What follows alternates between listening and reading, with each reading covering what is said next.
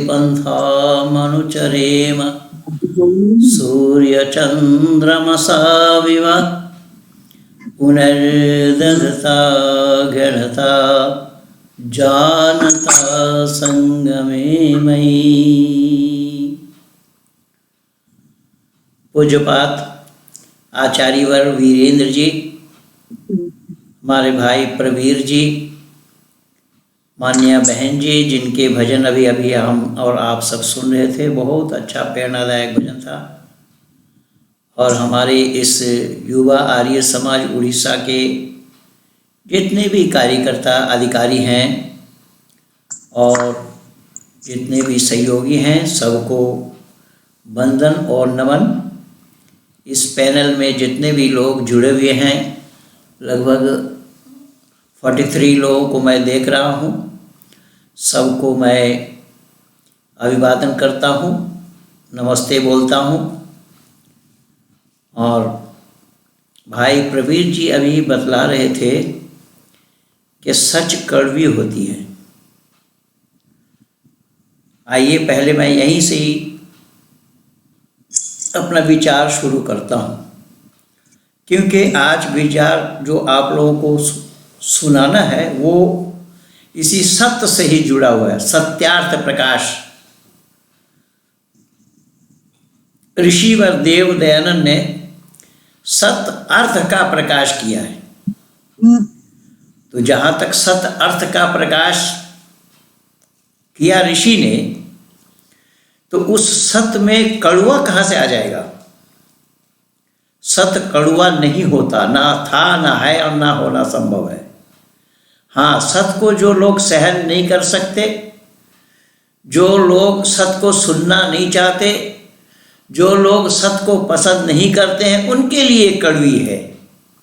एक छोटा उदाहरण, जैसा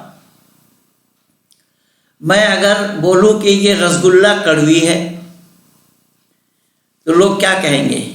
लोग कहेंगे ये मरीज है, इसका आस्वादन शक्ति बिगड़ गया है, आस्वादन शक्ति लोप हो गया है। ये हर कोई फिजिशियन डॉक्टर जान जाएगा कि स्वाद जायका इसका बिगड़ चुका है, इसलिए ये रसगुल्ला को भी कड़वी कह रहा है।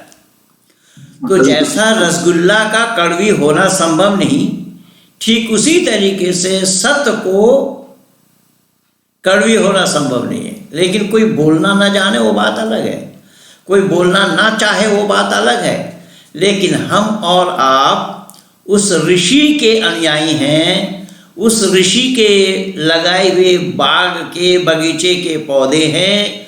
ऋषि ने लिखा है, सत्य को बोलना और बुलवाना, असत को छोड़ना और छोड़वाना मैं अविष्ट समझता हूँ।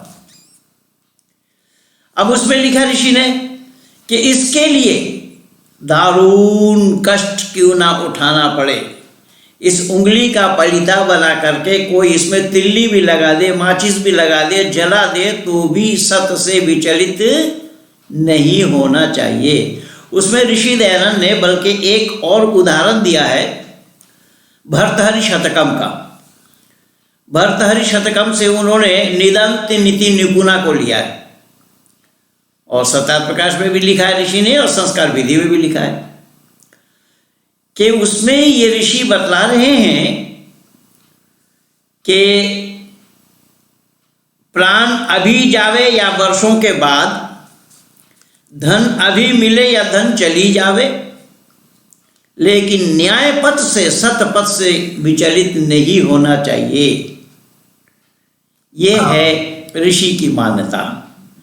लेकिन हम धरती पर देखते हैं बहुत से लोग सत्य को ही तिलांजलि दिया है, सत्य को ही टरका दिया है।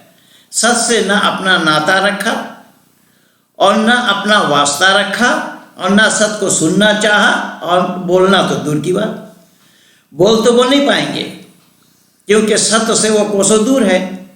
इसलिए मैं आज सत्यार्थ प्रकाश पहला समोल्लास को शुरू करने से पहले आप उड़ीसा वासियों को और जितने भी लोग हमारे पूरे भारतवर्ष से या विदेशों से जुड़े हुए हैं, क्योंकि अभी मैं काठमांडू नेपाल से 1 सप्ताह का प्रोग्राम में मैं था, पिछले सोमवार से लेकर के परसों रविवार तक। तो एक सप्ताह में हमारे साथ बहुत सारे देश विदेश के लोग जुड़े हुए थे, अमेरिका के तो होस्ट ही थे। तो यहाँ मेरे पैनल में भी जो देश विदेश से लोग जुड़े हुए हैं, तो सत्यार्थ प्रकाश पढ़ने से पहले, सत्यार्थ प्रकाश की बातों को सुनाने से पहले आज हम भारतवासियों को विशेष करके ये बताना चाहूँगा मैं कि आज भारतवासी बहुत ही दुखी है, बहुत ही दुखी है, बहुत ही दुखी है। और दुख का कारण क्या है? आप सभी लोगों को मालूम है कि कुछ यानी राष्ट्रद्रोही लोगों ने, राष्ट्र विरोधियों ने भारत माँ को घायल किया है, इसलिए संपूर्ण भारत के लोग दुखी हैं। पर अफसोस की बात तो ये है कि ये राष्ट्रद्रोही भारत माँ को घायल करके भी सीनाजोरी कर रहे। और इसके लिए मैं सबसे पहला दोष आज लगाना चाहूंगा राहुल गांधी पर। शायद आप लोग सोच रहे होंगे कि मैं कहीं जा रहा हूं। नहीं, मैं कहीं नहीं जा रहा हूं, मैं सत्य पर ही टिका हुआ हूं। सत्य और सत्य अर्थ का प्रकाश। राहुल गांधी पर दोष मैं इसीलिए लगाना चाहूंगा, आज मैं ट्विटर में भी लिखा, कल भी 2 ट्विटर में लिखा, आज 1 लिखा। राहुल गांधी पर दोष मैं इसीलिए लगाना चाहूंगा कि राहुल गांधी अपने भारत में, दिल्ली में रह करके किसानों को तो भड़काने का भड़काया कि आप लोग डटे रहो, जाना मत, हम आपके साथ हैं। भारत से बोल करके भी उन्हें तसल्ली नहीं हुई, शांति नहीं मिली। नानी के गोद में इटली में जाकर के बोला है, वहां से ट्वीट किया है, किसान आंदोलन खत्म मत करना, किसानों आंदोलन खत्म मत करना, हम तुम्हारे साथ हैं। केवल राहुल गांधी नहीं, अपितु दिल्ली के मुख्यमंत्री जिसका नाम केजरीवाल है, केजरीवाल ने भी उन्हीं किसानों को कई बार प्रोत्साहित किया, कई बार उनके मंच पे जाकर के भाषण झाड़े। शरद पवार, अमरिंदर सिंह और नवजोत सिंह सिद्धू, जब वो पहला दिन वो लोग आ रहे थे तो नवजोत सिंह सिद्धू उसकी अगुवाई कर रहे थे। तो ये लोग किसानों को भड़काए और ट्रैक्टर रैली 26 तारीख को निकालने के लिए अड़े रहे। तो 26 तारीख को ट्रैक्टर रैली किन लोगों को निकालना था? कौन निकालने के लिए बोला था? यही किसान आंदोलन वाले। और उसमें राकेश टिकैत, अब टिकैत है या डकैत है ये तो वही जानेगा, लेकिन हमेशा उसने वक्तव्य दिया राष्ट्र विरोधी का। और देख ले कोई हमें कौन रोकता है, देख लेंगे। और अब कह रहा है कि वो हम लोगों के साथ नहीं, वो किसान नहीं थे। अरे वो किसान नहीं थे तो ट्रैक्टर आंदोलन तो तुम्हारा था, ट्रैक्टर रैली तो तुम्हारा था, तुम्हारे ट्रैक्टर रैली में वो कैसे घुस गए भाई? और ये सब सत्य से पल्ला झाड़ रहे हैं। इसलिए मैं निवेदन कर रहा हूं, हमारा विचार, हमारा विषय ऋषि दयानंद के विचारों से है। ऋषि दयानंद इसी सत्य के प्रतिपादन करने के लिए अनेक बार जहर के हलाहल को अपने गले के नीचे उतारा।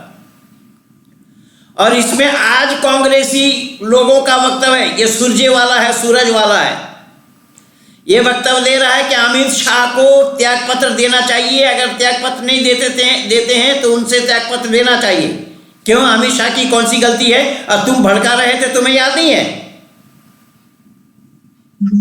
उन्हीं किसानों के साथ तुम हो, उन्हीं किसानों के साथ ये कम्युनिस्ट हैं, उन्हीं किसानों के साथ इस योगेंद्र यादव है, उन्हीं किसानों के साथ ये जितने सरदार सफेद दाढ़ी वाले।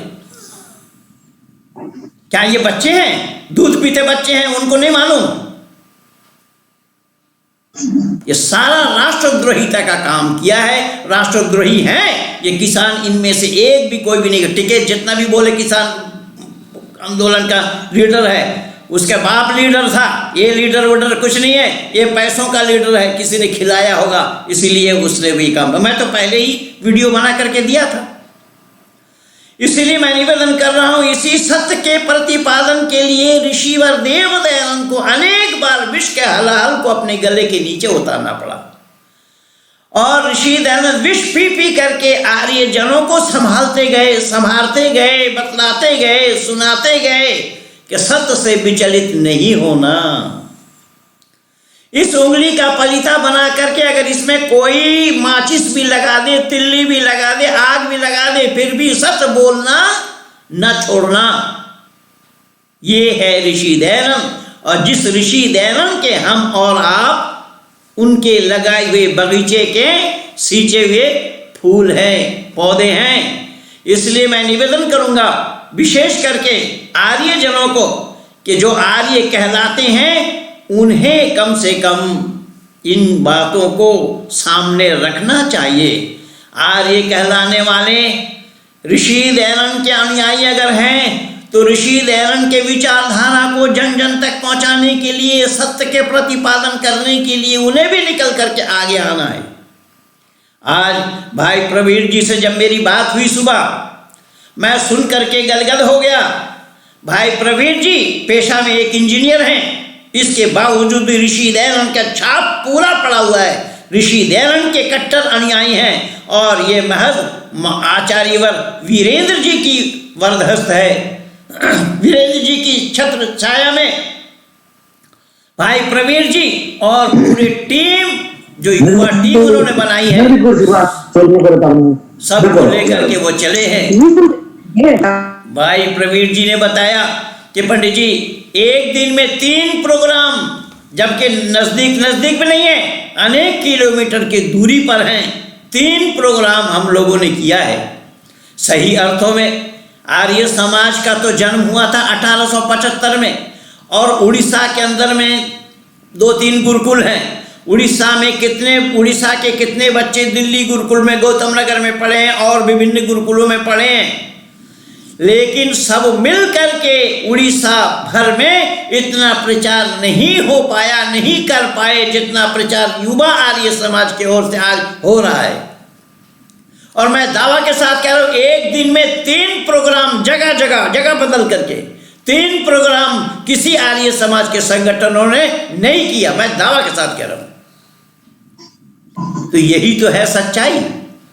अब इसी सच्चाई को उजागर करने के लिए जितने लोग जुड़े हुए हैं आचार्य वीरेंद्र जी के साथ, जितने उनके शिष्य मंडली हैं, उनके दिल में यही टीस है कि किसी भी प्रकार सत्य का प्रतिपादन हमें करना है, किसी भी प्रकार सत्य को उजागर हमें करना है, किसी भी प्रकार ऋषिवर देव दयानंद के विचारधारा को जन जन तक हमें पहुंचाना है।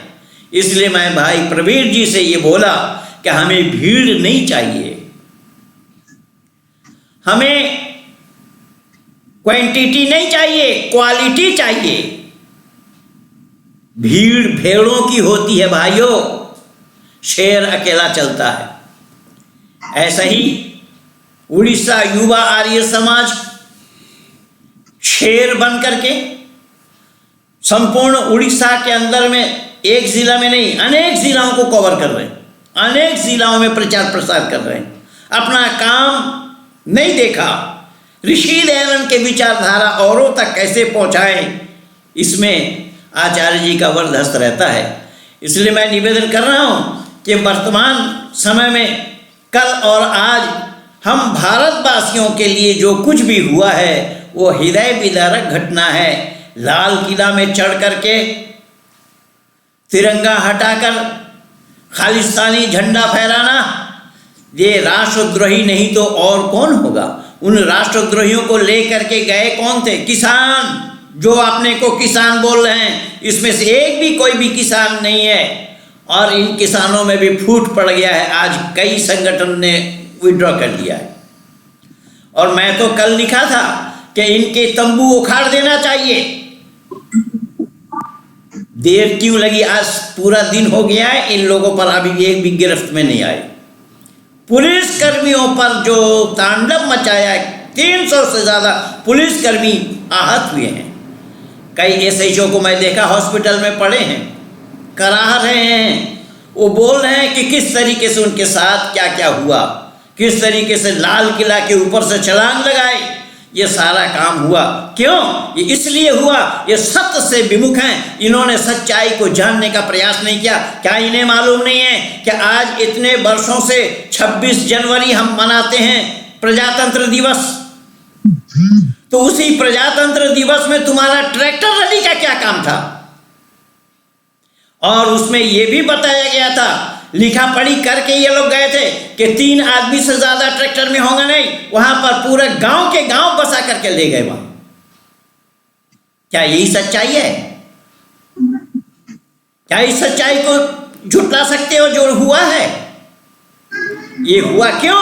ये हुआ इसलिए कि ये लोग सत्य से विमुख हैं, सत्य को जानने का प्रयास नहीं किया। और ऋषि दयानंद विष भी पी करके सत्य लोगों के सामने उजागर कर गए। आर्य समाज के जो नियम हम पढ़ते हैं, देखते हैं 10 नियम, उन 10 नियमों में भी 5 बार ऋषि दयानंद ने सत्य का उच्चारण किया। इसीलिए ऋषि दयानंद के जो मूल ग्रंथ हैं, जो मुख्य ग्रंथ हैं, उस ग्रंथ का नाम ही सत्यार्थ प्रकाश, उस ग्रंथ का नाम ही सत्यार्थ प्रकाश है। ऋषि दयानंद लिख रहे हैं, बतला रहे हैं, सत्य अर्थ का प्रकाश,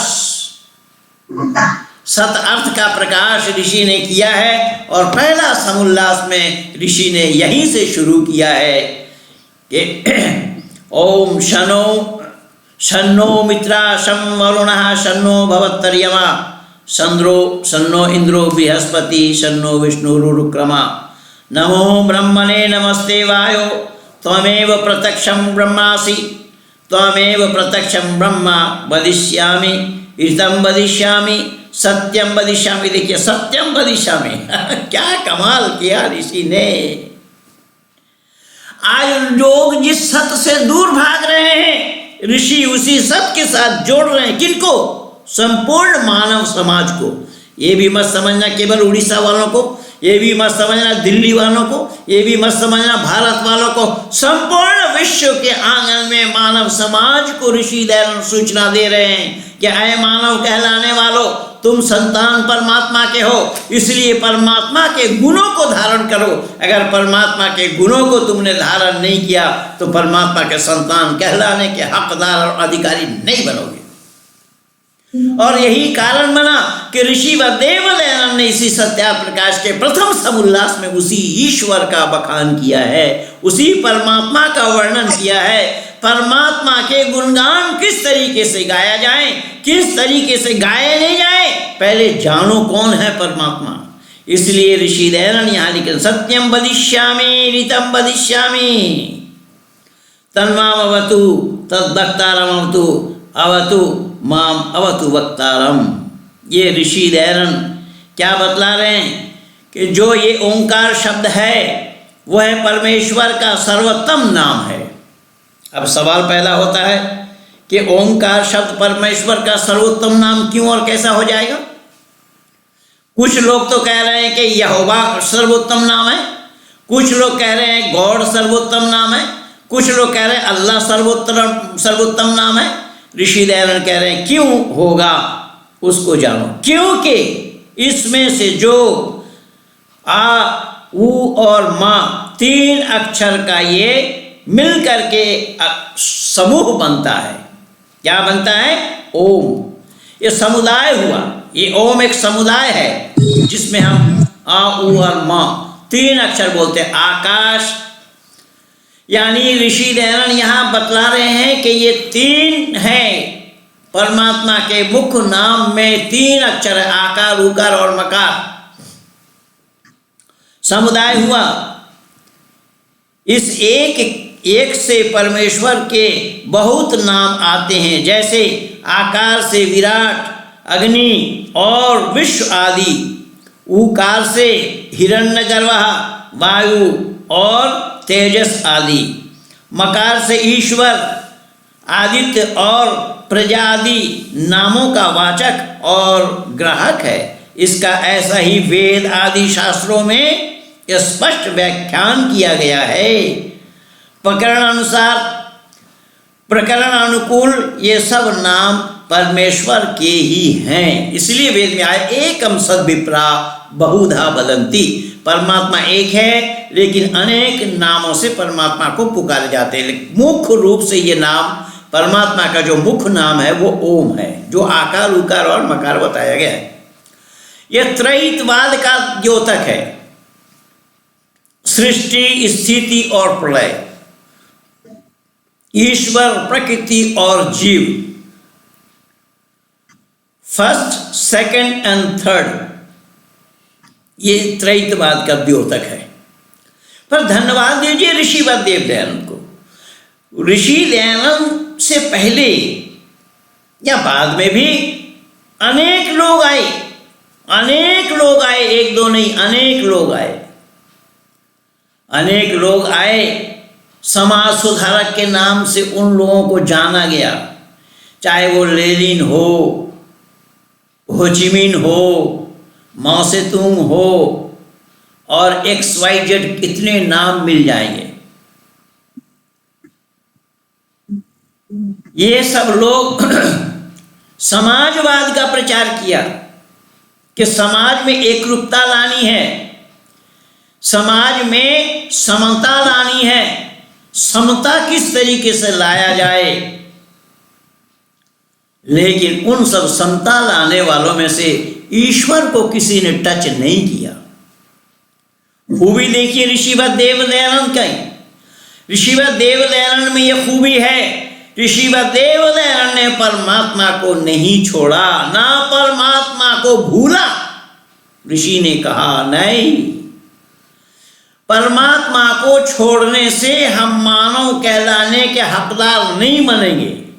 रही बात समता समानता, तो समानता तो सृष्टि से लेकर के प्रलय तक न कहीं था, न कहीं हुआ है, न कहीं होना संभव है। समान माने बराबरी न हुआ है। भाई पुत्र को पुत्र ही रहना है, पुत्र कहीं पिता का स्थान ले ले, बराबरी हो जाए, संभव नहीं। पुत्र को पुत्र ही रहना है, पुत्र कभी अपने पिता के स्थान में समानता नहीं ला सकता। हाँ, पुत्र है, वो कल पिता बनेगा, पर वो जो पिता बनेगा उसका स्तर अलग है, उसका स्थान अलग है, लेकिन उनके जो पिता हैं उनके पिता के स्थान को ले नहीं पाएगा। उदाहरण के रूप में मैं बहुतों को इस तरीके से परास्त किया, एक दो नहीं, अनेक हजारों की संख्या में। कुछ लोगों का ख्याल और विचार है कि हमें समाज में समता लानी चाहिए। ऋषि दयानंद भी इस पर मोहर लगा रहे हैं, वो आएगा दूसरा समोल्लास में, दूसरा और तीसरा समोल्लास में भी वो विषय आएगा। ऋषि दयानंद कह रहे हैं हाँ बिल्कुल बराबर होना चाहिए, लेकिन बराबर कैसे हो? बोले योग्यता हो तभी बराबर का होना संभव। अगर योग्यता ही नहीं है तो उसकी बराबरी कहाँ से करोगे, कैसे करोगे? उदाहरण के रूप में देखिएगा, जो लोग ये समाज में बराबरी लाना चाहते हैं, तो हमने कई बार देखा है शहर में घोड़ा बुग्गी जो चलाता है, घोड़ा गाड़ी जो खींचता है, और रेस ग्राउंड में जो घोड़ा घूमता है, इन दोनों घोड़ों में अंतर देखिए। रेस ग्राउंड में जो घोड़ा है उसके पीछे, एक घोड़ा के पीछे 5-5, 6-6 नौकर लगे हुए हैं, और जो टांगा खींच रहा है सड़क पे, उस घोड़ा की चमड़ी भी उधर जा रही है, उधर रही है चाबुक खाते खाते। तो दोनों घोड़ों में अंतर क्यों है? दोनों घोड़ों में व्यवधान क्यों है? क्या समाधान है जो समता लाने वालों के पास? क्या समाधान है कि उन दोनों घोड़ों में समता लाएंगे? केवल इतना ही नहीं, मैं पूछना चाहता हूं, एक कुत्ता इस दुकान में उस दुकान में पत्ता चाट रहा है, और एक कुत्ता मेम साहब के गोद में, नरम गोद में, मारुति गाड़ी में, BMW में घूम रहा है। मैं तो हॉलैंड में देखा, हॉलैंड के लोग बड़े कुत्ता प्यारा है, कुत्ता गोद में लिए घूमते हैं। वहाँ कई लोग मुझे मिले, बोले पंडित जी हम भारत में मानव होकर के जन्म लेने से अच्छा होगा कि हॉलैंड के कुत्ता बन करके जन्म ले। मैंने कहा क्यों? तो बोले कि यहाँ कुत्तों को बड़ा आदर मिलता है, मैंने कहा कि भाई कुत्तों को जितना तुम आदर क्यों ना दो, गोद में लिए घूमो, उसका नाम कुत्ता ही रहेगा, वो कुत्ता कभी मानव नहीं बन सकता। कहाँ है समता, कहाँ है बराबरी? अच्छा, एक कमाल की बात इसमें और देखिए, ऋषि की मंतव्य को मैं दावा के साथ कह रहा हूं, दुर्भाग्य है इस मानव समाज का कि ऋषि व देव दयानंद के विचारों को पढ़ करके नहीं देखा, समझने का भी प्रयास नहीं किया। या ऋषि दयानंद क्या कह रहे हैं देखिएगा कि ठीक है, कुत्तों में आप बराबरी नहीं कर पाएंगे, लेकिन कुत्ता वो काम करेगा जो इंसान नहीं कर सकता। हाँ बिल्कुल, मैं सहमत हूं। कुत्ता वो काम करेगा जो मानव नहीं कर सकता। जैसा एक छोटा सा उदाहरण दे रहा हूं, और मेरा बहुत पुराना वीडियो यूट्यूब में लगा होगा। मैं ये पाकिस्तान के एक नेता के लिए कहा था, मैं निवेदन कर रहा हूं, देखना जरा, बहुत सारे कुत्तों को हम देखते हैं जो कातिल को पकड़ता है, जो दोषी को पकड़ता है, कल्फिट को पकड़ता है। वो कुत्ता,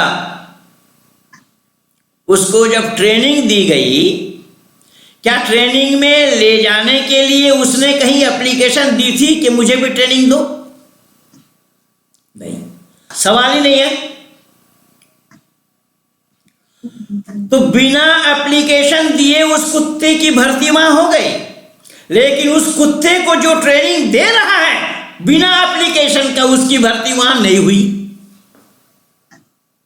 जो कुत्तों को ट्रेनिंग दे रहा है, और ये कभी देखना हो तो और देशों में देखिए, इजराइल को देखिए, इजराइल ने कितना तैयार किया है कुत्तों का। तो कहने का तात्पर्य मेरा यह है कि मानव से ही उसको सीखना पड़ेगा। अब वो कुत्ता इतना ट्रेनिंग लेने के बाद वो कुत्ता किसी को सिखा नहीं पाएगा। इसीलिए ऋषि कह रहे हैं, ऐ दुनिया के लोगों, बराबरी होना नहीं है, नहीं कर पाओगे तुम। ईश्वर की विधि है, ईश्वर का विधान है, ये निजाम ईश्वर का है, व्यवस्था ईश्वर की बनाई हुई है। यही तो दुर्भाग्य है मानव समाज का कि इतना मानव समाज सब कुछ होने के बावजूद भी ये उसी परमात्मा को मानने से इनकार कर रहा है, डिनाई कर रहा है। हारिस सुल्तान के साथ मेरा 2 घंटे का वार्ता देखा होगा, उस पर एक साथ केवल चर्चा थी। वो ईश्वर को नहीं मानता, वो ब्रेन को कह रहा है, ब्रेन है, ब्रेन तो तेरा है, तू कौन है? भाई ब्रेन तो तेरा है, तू कौन है? इसी का ही जवाब नहीं है। मैं दावा के साथ ये कह रहा हूं कि मानव कुत्तों को ट्रेनिंग देता है, किसी और को ट्रेनिंग दे देगा, जीव जंतु को ट्रेनिंग दे देगा। आप मछली को भी देखेंगे, व्हेल मछली को भी देखेंगे, मछली हाथ यूं किया जा रहा है, मछली उसके साथ हाथ देख करके नाच रहे, मछली भी नाच रहा है। लेकिन मैं दावा के साथ ये कह रहा हूं कि इंसान उस मछली को सिखा सकता है, कुत्तों को सिखा सकता है, और जीव जंतु को सिखा सकता है। सर्कस में खेल हम देखते हैं तो उस जीव जंतु को वहां पर सिखा सकता है मानव, लेकिन वो जीव जंतु में ये ताकत नहीं है, शक्ति नहीं है, मजाल नहीं है कि वो किसी और को सिखा दे। अपनी चलो मानव को ना सिखाए छोड़ो, लेकिन अपने बिरादरी को भी नहीं सिखा सकता। यानी एक कुत्ता दूसरा कुत्ता को नहीं सिखा सकता, एक शेर दूसरा शेर को नहीं सिखा सकता, एक हाथी दूसरे हाथी को नहीं सिखा सकता। ये जितने भी जीव जंतु हैं सबको आप ट्रेनिंग दे करके, आप जैसा ट्रेनिंग देंगे वो उसी तरीके से वो एक्टिंग तो कर लेगा, लेकिन वो किसी और को ट्रेनिंग नहीं दे सकता। यही तो ऋषि दयानंद बोल रहे हैं। ऋषि दयानंद यही कह रहे हैं कि आए दुनिया के लोगों, वो कौन है? बोले वो है परमेश्वर, परमपिता परमात्मा, जिनके 3 अक्षर वाला नाम है। इसलिए ओम शब्द का अर्थ ऋषि ने बतलाया है सर्वरक्षक। देखिए कितना सुंदर समाधान ऋषि ने दिया है, एक शब्द में ही उठाकर रख दिया, ओम सर्वरक्षक है। और रक्षा करने वाला, ऋषि कह रहे हैं परमात्मा को छोड़कर और कोई रक्षा करने वाला नहीं है। तो रक्षा करने वाला नहीं है तो बॉर्डर में, अरे बॉर्डर में वो तो अलग चीज है, लेकिन जो ब्रह्मांड का रक्षा करने वाला है, ब्रह्मांड का रक्षा करने वाला वो परमपिता परमात्मा है। इसलिए सर्वरक्षक नाम बताया है कि ईश्वर आदि और प्रजा आदि नामों का वाचक और ग्राहक है। उसका ऐसा ही वेद आदि शास्त्रों में उसका बखान किया गया है, उसका व्याख्यान किया गया है। ये मिलेगा कहाँ? तो ऋषि कह रहे हैं कि वेद आदि शास्त्रों में, और कहीं तो और कहीं नहीं है, और कहीं नहीं है, कुरान में नहीं है, बाइबल में नहीं है। ऋषि दयानंद कह रहे हैं सत्याप्रकाश के प्रथम समुल्लास में ऋषि ने सबसे पहला मंत्र यही कोड किया है, और ऋषि उसमें सत्यम वदिष्यामि ऋतम वदिष्यामि, जो कुछ भी बोलूंगा सत्य बोलूंगा, सत्य के सिवा कुछ नहीं बोलूंगा। लेकिन हमारे भारतवर्ष में वो केवल कोर्ट कचहरी तक सीमित रह गया, वहां बोला जाता है झूठ। और गीता में, बाइबल में, कुरान में जो जिस मत का मानने वाला है उसके हाथ रखवा करके उससे बुलवाया जाता है, जो कुछ बोलूंगा सत्य बोलूंगा, सत्य के सिवा कुछ नहीं बोलूंगा। लेकिन बोला जाता है झूठ, और वो कह रहा है जो कुछ बोलूंगा सत्य बोलूंगा। ऋषि कह रहे हैं कि नहीं, इससे बात बनेगी नहीं। आप मानव कहलाने वाले हो, और मानव कहलाने के कारण परमात्मा के साथ अगर आपका संपर्क और संबंध नहीं जुड़ा, परमात्मा को अगर आप नहीं जाने, जो वेद आदि शास्त्रों में जिस परमात्मा का व्याख्यान किया गया है, अगर उस परमात्मा को जानने का प्रयास नहीं किया, उस परमात्मा को नहीं जान पाए, तो मानव जन्म ही वृथा है। अर्थात मानव कहलाने के लिए, मानव जन्म को प्राप्त करने के लिए, मानव जन्म सफल बनाने के लिए परमात्मा के साथ अपना संपर्क और संबंध जोड़ना पड़ेगा। लेकिन दुर्भाग्य तो ये है, आज परमात्मा को ही टरका रहे हैं लोग। लोग कह रहे हैं कि परमात्मा कुछ नहीं होता, ये प्रकृति सब है। तो मैं पूछता हूं कि भाई परमात्मा को मानने से क्यों इनकार करते हो? बोले वो देखते नहीं है, दिखाई नहीं पड़ते, उसको क्यों माने? भाई दुनिया में बहुत सी चीज़ें ऐसी हैं जो दिखाई नहीं पड़ते हैं, लेकिन हमें मानने के लिए मजबूर होना पड़ता है।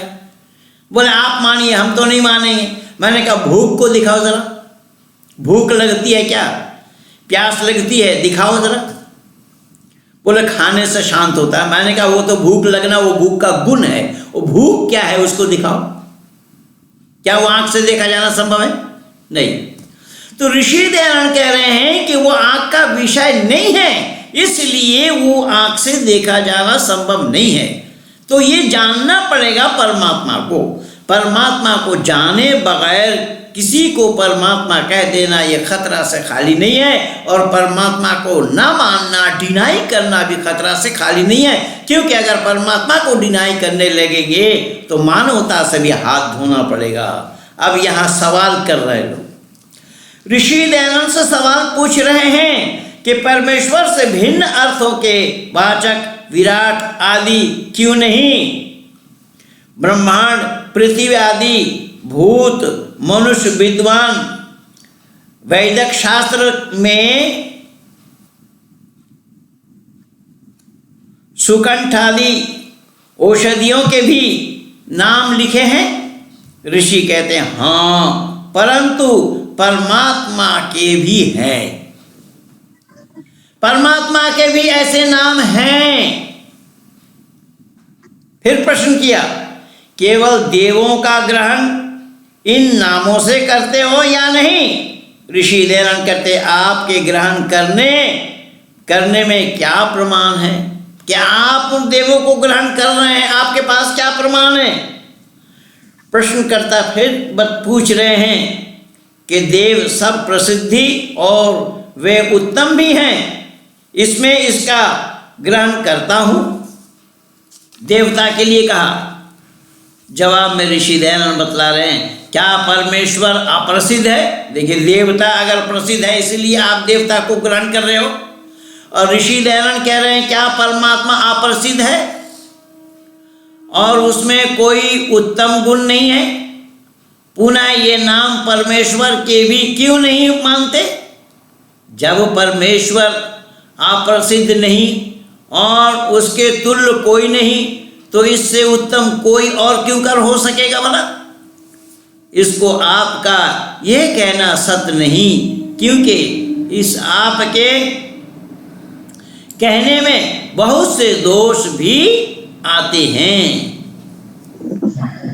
कहने का तात्पर्य यह है कि ऋषि देव दयानंद ने सबसे पहले मानव समाज को परमात्मा के बारे में प्रमाण दिया और समझाया कि परमात्मा को क्यों मानना चाहिए।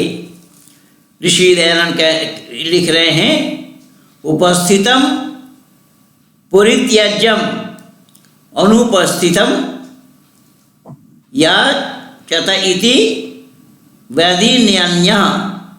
किसी ने किसी से लिए भोजन का पदार्थ रख के कहा कि आप भोजन कीजिए, और वे जो उसको छोड़ के अप्राप्त भोजन के लिए जहाँ जहाँ भ्रमण करे उसको बुद्धिमान जानना चाहिए। देखिए ऋषि क्या कितना छोटा सा तर्क दे रहे हैं, देखिएगा। ऋषि दयानंद कह रहे हैं कि उपस्थित, इसलिए उर्दू में एक शब्द है हाजिर में हुज्जत नहीं, यानी जो उपस्थित हो गया है उस पर हुज्जत नहीं करना चाहिए। ऋषि लिख रहे हैं कि अगर भोजन की तैयारी आपके सामने भोजन परोस करके आ गया, उस भोजन को छोड़ करके आप कहीं और जा करके भोजन तलाश करेंगे तो बुद्धिमान कहलाएंगे क्या? ऋषि उसको छोड़ करके अप्राप्त भोजन के लिए जहाँ जहाँ भ्रमण करें उसको बुद्धिमान जानना चाहिए क्या? क्योंकि यह उपस्थित नाम समीप प्राप्त और पदार्थ को छोड़ करके अनुपस्थित अर्थात अपदार्थ चीज़ों को प्राप्ति के लिए श्रम करता है। इसी से जैसा वो पुरुष बुद्धिमान नहीं, वैसा ही आपका कथन हुआ, क्योंकि आप इन विराट आदि नामों के जो प्रसिद्ध प्रमाण सिद्ध हो रहा है परमेश्वर के और ब्रह्मांड आदि के उपस्थित अर्थों का परित्याग करके असंभव और अनुपस्थित इत्यादि के ग्रहण के में श्रम करते हैं या श्रम करेंगे।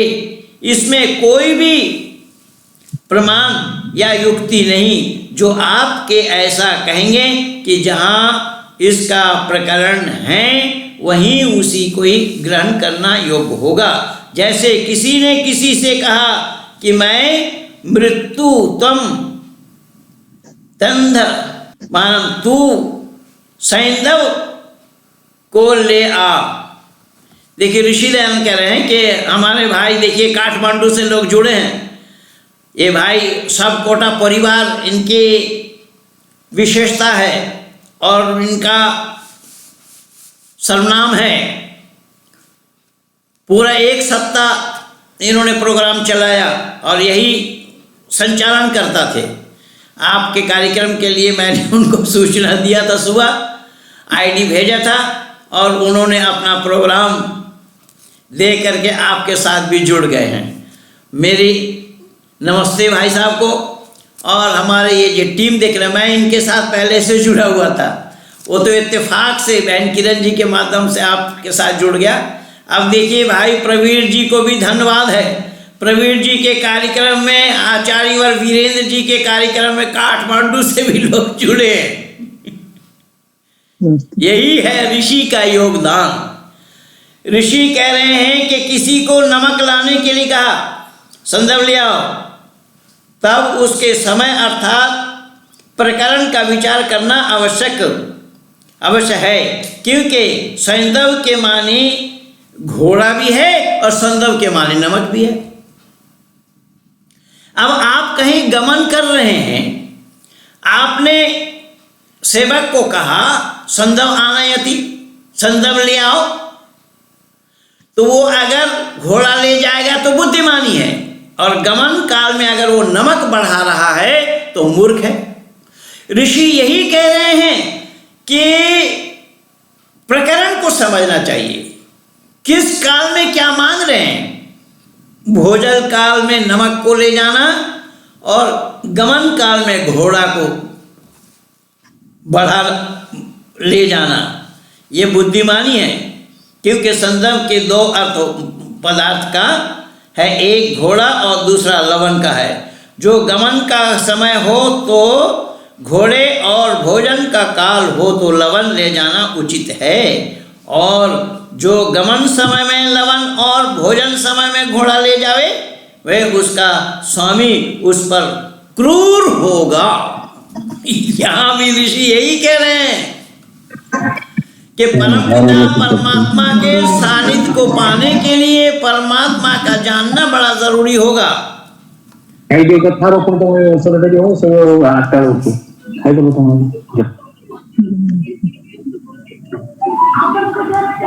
परमात्मा को जाने बिना उसका मानना संभव नहीं, तो परमात्मा को मानने के लिए भी उसको जानना पड़ेगा।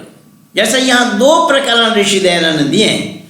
ऋषि दयानंद कह रहे हैं कि जो वस्तु जैसा है उसको देश काल परिस्थिति देखकर उसके अनुसरण करते हुए उसे उसी हिसाब से ही तुम्हें चलना पड़ेगा।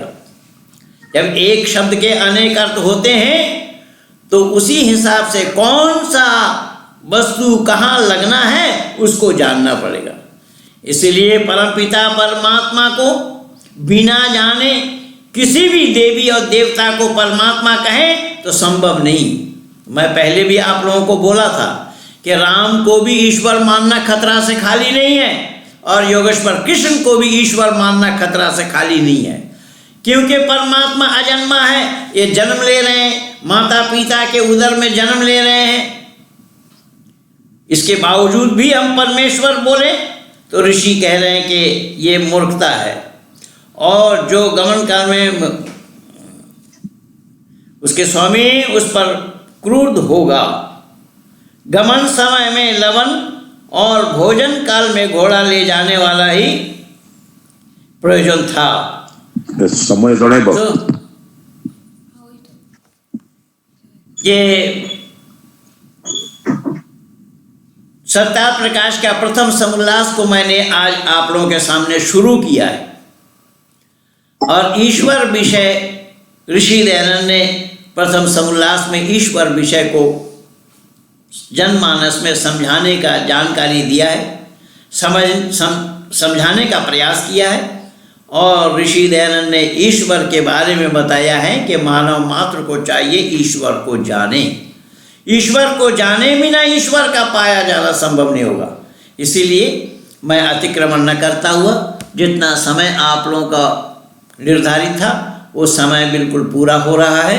इसीलिए मैं चाहूँगा कि इसी प्रकार ये प्रकरण अनुसार कार्यक्रम चलता रहेगा। अगले सप्ताह में फिर बुधवार को आप लोगों से मिलूँगा। जो थोड़ी बहुत चर्चा मैंने की है ये विचार ऋषि व देव दयानंद के हैं। ऋषि व देव दयानंद ने हम आर्य कहलाने वालों को ये जोड़ा है परमात्मा के साथ। और हमारे पैनल में जितने भी लोग बैठे हैं, मैं आप लोगों की जानकारी के लिए, हमारे भाई काठमांडू वालों के लिए मैं कहूँ, ये काठमांडू से जो हमारे भाई हमारे इस कार्यक्रम में सम्मिलित हुए हैं, इस पैनल में जुड़े हैं, इनकी खूबी देखिए। ये पहले से आर्य समाजी नहीं थे। जैसा कि आप लोग बहुत से पहले से आर्य समाजी हैं, बहुत से लोग तो 30-40 साल, लेकिन 40 साल से वो आर्य समाजी हैं, 4 आदमी को भी नहीं बना पाए।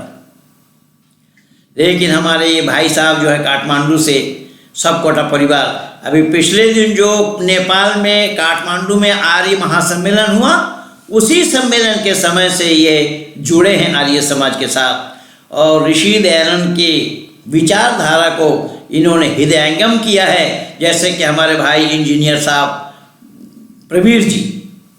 तो इनके मन में भी यही इच्छा है कि ऋषि के विचार को हम जन जन तक पहुँचाएँ, ऋषि के विचारों को औरों तक पहुंचाएं, ऋषि के मंतव्यों का उजागर करें और वो उसी काम में लगे हैं। तो ये सब के सब धन्यवाद के पात्र हैं। और जितने भी हमारे इस पैनल में जुड़े लोग हैं, लगभग 45 लोग मैं देख रहा हूँ, सबको मेरी हार्दिक नमस्ते, वंदन। और अगले बुधवार को फिर मिलेंगे। इन्हीं शब्दों के साथ मैं प्रवाणी को विराम दे रहा हूँ। कहिए भारत माता की जय। जय।